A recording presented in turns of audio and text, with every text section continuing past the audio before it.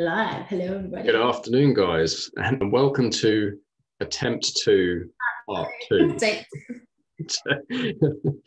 2 of part 2. We left up yet last week. No muffins today. Say again? No pancakes or muffins today. No pancakes or muffins, just straight into the action, because obviously Facebook didn't enjoy us talking about pancakes and muffins. So we'll dive straight into pretty much where we started last time, I think, so we can catch everybody up to speed. And the week before this, or the week before that, we were talking, in part 1, we were talking about the enrollment into, or the principles of enrollment into group coaching or workshops and group events, if you're running them, thinking about running and want to run them. And in this video, we're talking about the principles of actually running the events themselves, things that you might want to consider, things that you might want to think about, or really things you do want to think about if you're going to be running these groups to make your life easier, make the sessions more easeful, more impactful, more enjoyable, and more helpful for you and the people that are in the group. So where do you want to start, Lisa, with this? Would you like to begin? You waited for me just to take a swig of coffee then. See that.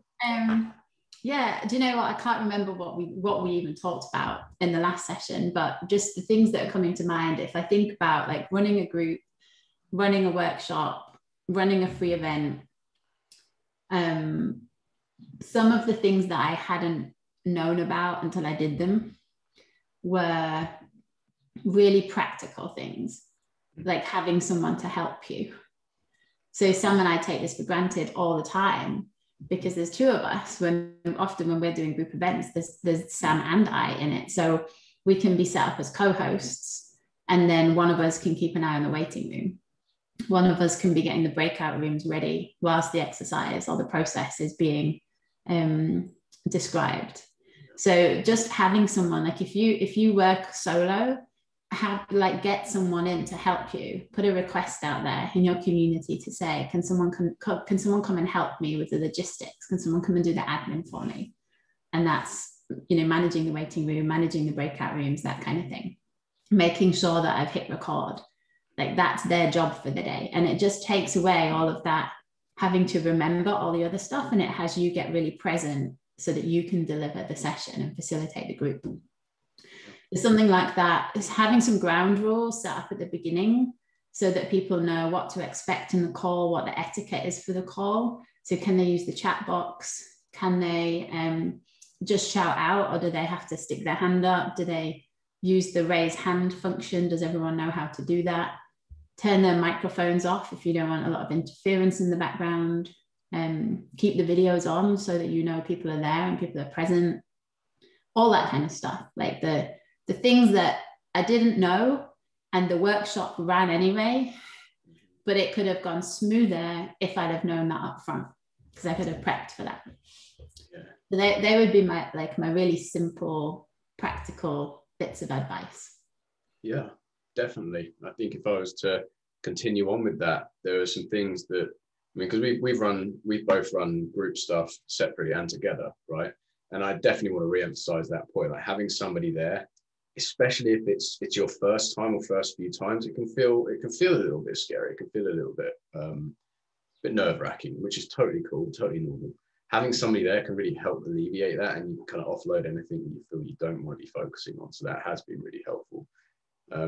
Although sometimes I wonder how much of a help rather than a hindrance I am in these things, but generally speaking, I can answer that one. I can answer. No, you can't. Something that I think has been really helpful, and actually that we've really begun to implement is grounding. Like taking some time to get everybody present, to set their intention for the call, to set their intention of how they're going to show up. And what tends to happen is that when people come into a group, sometimes, not always, but sometimes what can happen is, oh, it's a group, there's less focus on me. I can do this, or I could do that as well. And I'm kind of half listening. And if we really want to be an impactful coach in a group, grounding and intention setting can be super powerful. And it can look something as simple as, like we do, Lisa, don't we? I mean, it's really just close your eyes, breathe, bit of guided intention setting. What is your intention for this session? How are you going to show up? How do you want to be? How do you want to listen? What are you going to do with the distractions that come into your mind? Right. So it's really getting everybody on the same page. And for us as coaches, it helps us to just breathe and relax and get present and be focused and kind of get on the same page as everybody else. It brings everybody into the room. And I think it's just, if we're in a group environment, especially on Zoom, it can be super, super transformative.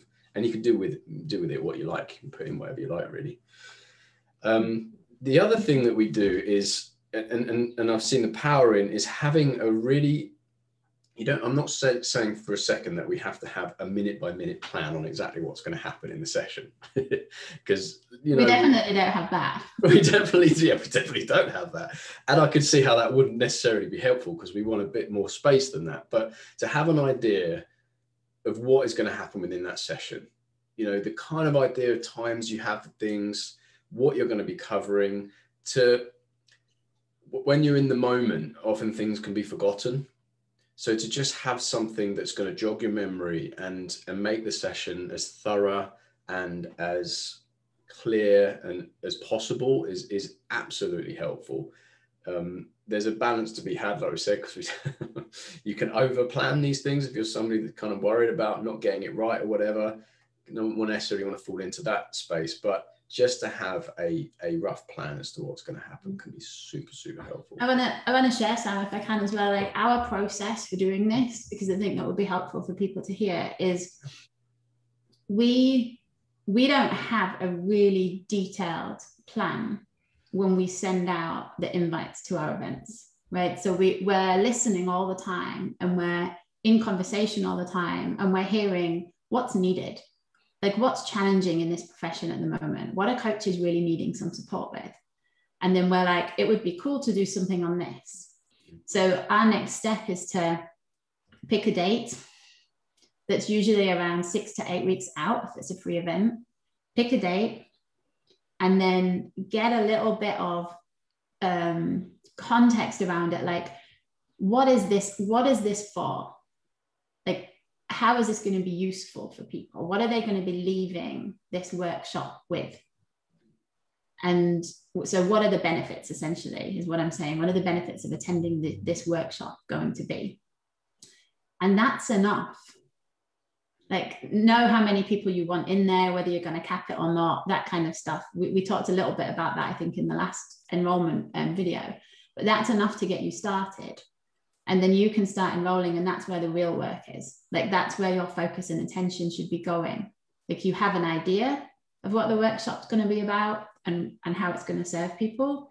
You have a date, and you know the number of people that's going to be in and the price of it, or whether it's going to be free.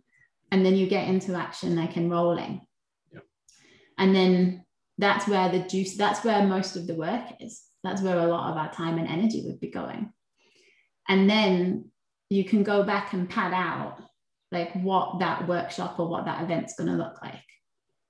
And like Sam says, we don't have a script that's minute by minute, but we have a loose agenda. So it might be like, in the morning session, we're going to do an introduction and some grounding. We're going to do a breakout room exercise, and that's going to be on this. And if there's 2 of you running it, it's like, you say this bit, right? Like you cover the introduction to it, and I'll share a story on this. So Sam and I kind of know like what we're both doing. We know our roles within that space. And we have that. And then it's like, if it feels like the conversation needs to go somewhere else in the event, then we have that fluidity to be like, okay, let's park some of that agenda. This is important. Yeah. So we have flexibility to move stuff around in the day. And so having enough breaks in there as well is another one, because that can add in a little bit of like a buffer for you. If one exercise goes over and you've got no breaks, 1, everybody's going to be knackered and not listening. And 2, you've got absolutely nowhere to go if you're going to run out of time. So it's like having a loose agenda, being flexible with your agenda, and creating enough space to play around with it. And then what was the other one? Not overstuffing. Yeah. So that laying out the agenda can really help you understand whether, this is going to feel like a heavy day.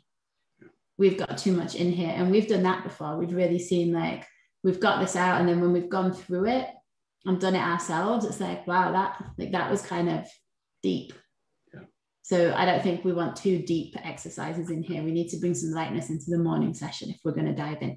So what do we want to take out and move into the next event? Yeah, totally. And I think it's important to say as well, like this has been learned through experience, right? It's not like this is an exact science. We've learned through experience, and that's totally okay.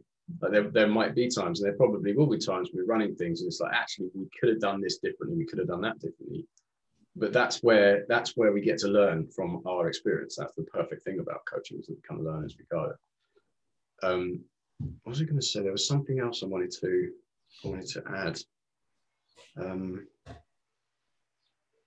Completely gone. Yeah, it's completely gone. Was it about breaks? No. Was it about overstuffing? Oh no, that was it. Oh, it's very, very simple. Getting back behind the scenes, understanding what happens when we're have a rough idea of what this is going to look like. But this is what I was going to say. Our intention before we start enrolling, like, and this was true for our school, right? Our UK School of Coaching. We had an intention. We knew that the coaches in the school were going to be making money.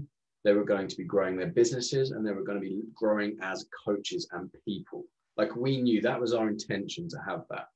So as long as you've got your intention clear, the kind of the how-to, the steps, the processes, they kind of appear as you go.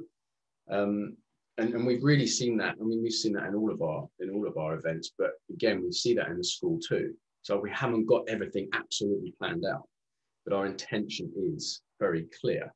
And so when you've got that, the next steps tend to look after themselves. But it's just not a reason. You don't know everything that's going to happen. It's not a reason to stop, to not enroll. Because like you said, Lisa, in that enrollment process, you're getting to know people. You're getting to coach them. You're getting to know them. You're building relationships. So you're going to start having an idea of what needs to go in that event. You know, I'm kind of repeating what you're saying, but I'm just saying it's like. No, it's good though. It's all good stuff. It can go in. If it's said in a slightly different way, it might have been missed however I've said it. So it's good. I like hearing the same message in different ways. But I also want to add, like, we have a coach, right? So we have three. Yeah. It's like that if the step doesn't appear, because I hear what you're saying, Sam, around, for me, the step appears in terms of the content, right? Because I'm always listening, like, oh, we're seeing a lot about comparison right now. So we need to address that. Right, that's going to be an obvious next step for us. We need to start talking to people around their relationship with being in a group with other people. So that, in terms of the next step, in terms of content and where we might want to take some of the sessions, that's really clear and that's revealed itself. But in terms of, like, when I was starting out and running events, I didn't have a clue what I was doing. I set the date and I had a loose outline, and then I'd show up and see what happened. But I didn't know how to get it from, I didn't know how to go from here's my date, here's my idea. How do I really, really enroll into that? I didn't know those steps. And I didn't know, how do I then go from the event to creating individual conversations? And I didn't know those steps. How do I go from having those individual conversations to creating them into paying clients? So that was all really fuzzy. And that's what our coaches have helped us with over the years and still help us with. Like, I see those steps from, like, they're kind of given to me, right? That's like the mentoring piece. That's the guiding us to consider things that we just might not know because we haven't walked this path before. So I just wanted to throw that in there as well, because it's not, I relate to the word step in, like, the steps of how to do something might not reveal itself. You might just not know that. And they might. Yeah. So get a coach. Yeah. We don't care if it's us, but make sure that you're supported. Yeah. Because otherwise it's really hard.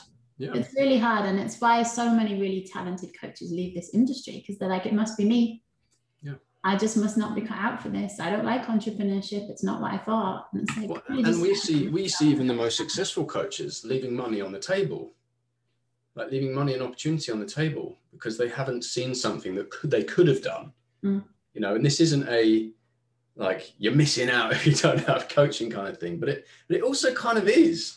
Like, that's just the truth of it, is that when you have a coach supporting you, you see things that you wouldn't see otherwise. There are opportunities that you wouldn't have otherwise. And there's opportunities to make more money as a coach that you wouldn't see otherwise. And I think that is really important to talk to.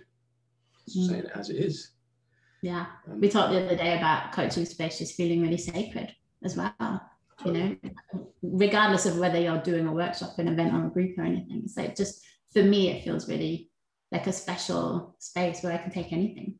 Yeah, absolutely. Cool. So, I mean, that, I think we said plenty. We said lots. Hopefully that's helpful. Hopefully Facebook hasn't cut us off. Yeah, hopefully we're not just talking to ourselves again, and in 2 minutes time we'll find out that the video is 30 seconds long. But yeah, look, if you're a coach that's thinking about, running programs, wants to run programs or workshops or group coaching events, you know, this is our invitation to you, is to put your questions in this comment section. Like, don't have that question be unanswered, because if there is a question there for you, if there are uncertainties, if there are things you want to speak to and talk about and explore, put them in these comments, and we will come back to you, and we'll make sure you have answers to those questions. So we're here to serve and have this community be about that. So don't hold back. Yeah. And we're going to be running, like, we're in the very early stages of planning this, but we're going to be running a group or a series in the summer. So, like, watch us. Yeah. Right? Observe what we're doing, because we do what we teach. It's not like we're saying do something and then we're going out and doing something else. So, like, pay attention. That's my invitation. Really have a look and see, what are you seeing in these emails? What are you seeing in these messages? And that's how we fill our groups. So it's there, it's all there for you. You have no reason why you cannot succeed in this if you're open to seeing it. And look out for the invite, because it is going to be awesome. The events that we've got coming up well, I won't give too many details away, because just in case we change it. I'm good at doing that. I'm very good at doing committing and then realizing I've committed to the wrong thing. But just to say that, look out for it, because this event is going to be absolutely brilliant. We're designing at the moment, and there's so much stuff in there for new and experienced coaches that kind of want to up their game and make more money, right? Mm-hmm. We're going to start talking about that more. So is there anything else that we need to say, Lisa, or can I go and get some lunch? Go and get some lunch. Brilliant. All right, guys. Well, your invitation is there. Lots of love to you all, and we'll catch you in the next one. See you later.